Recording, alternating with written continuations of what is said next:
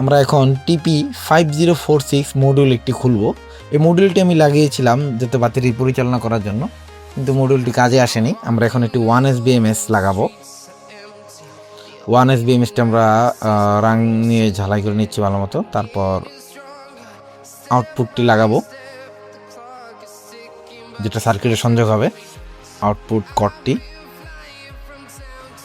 তারপর battery plus minus polarity maintain করে আমরা BMS এ সংযোগ করব।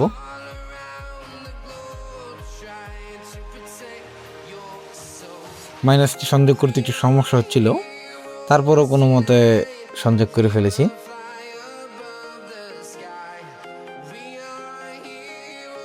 ওয়ান এস BMS কাজ করে কিনা, ব্যাটারি ব্যালেন্স করতে পারবে কিনা, এটা অনেক সংশয় থাকতে পারে। এটা 3 এম্পিয়ার একটি ব্যালেন্স BMS, এটা কাজ করে ভালোই। এখন আমরা সার্কিটে সংযোগ দেওয়ার পর এখানে LED বাতি জ্বলছে।